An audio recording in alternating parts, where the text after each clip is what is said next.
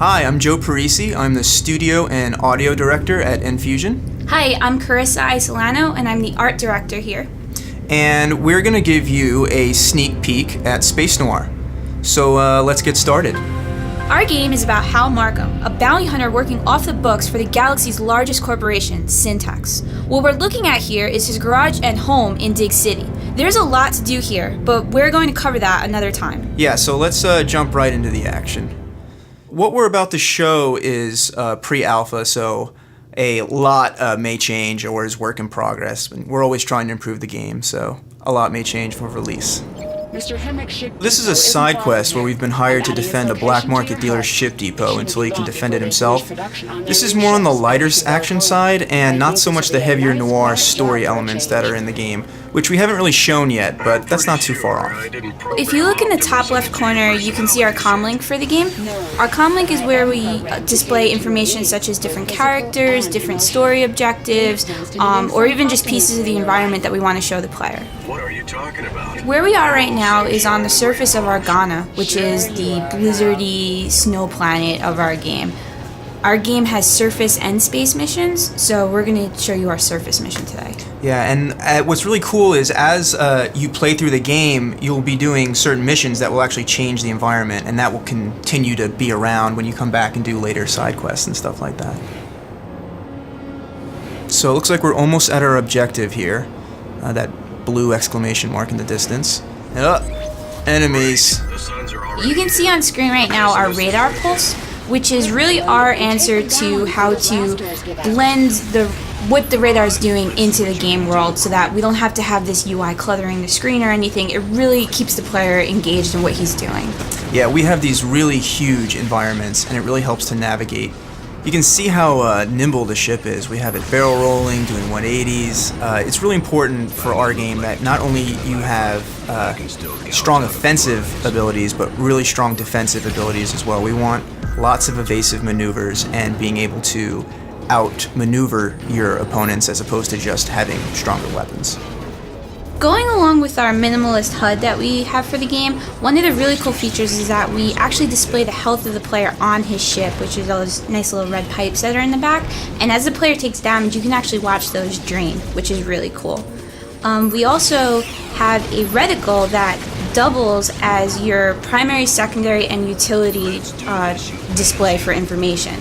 So each piece of the reticle represents your blasters, your missiles, or your utility. Yeah, and of course, we're just showing blasters and missiles right now, but there's an entire arsenal you can equip. You can equip 2 weapons at any time, plus a third utility, which we'll give you an example of a little later, and they are all fully upgradable.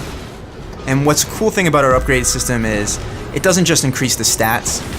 Once you get a weapon or utility to a certain level, basically a new version of it appears. Like for the blasters, you'll gain some extra blasters, and for the missiles, you can lock onto multiple enemies and fire at the same time. So stuff like that is really cool. And it's not just weapons and utilities. You can upgrade your hull, your thrusters, change the paint job, all kinds of stuff you can do. Something that's really important for us with our art style was really pushing everything over the top. Our explosions, if we made them and we liked them, we'd make them 3 times bigger.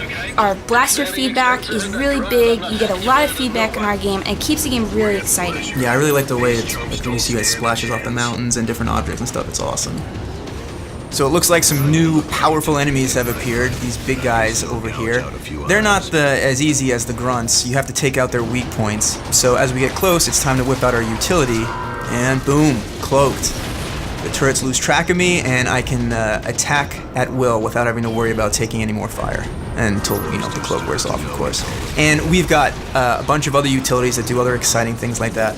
One of the cool things about the game is depending how you outfit your ship before you enter into a mission, it totally changes how you would approach handling certain enemies and situations. One of the things that was really important to us when we started the game was how to approach the whole idea of what Noir really was. And I think what we wanted to do is make sure that people knew that Noir didn't have to be black and white and boring.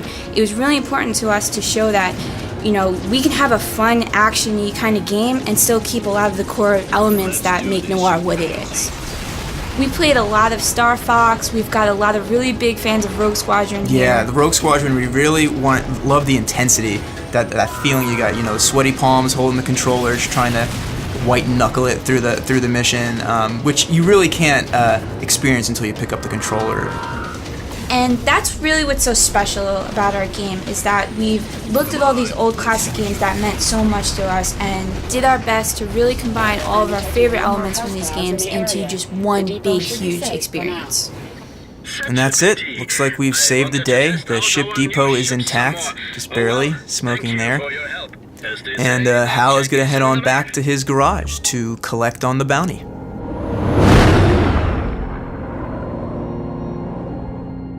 Alright guys, thanks for watching this sneak peek at a side mission from Space Noir. And hopefully you guys are excited to see more of what we're working on soon.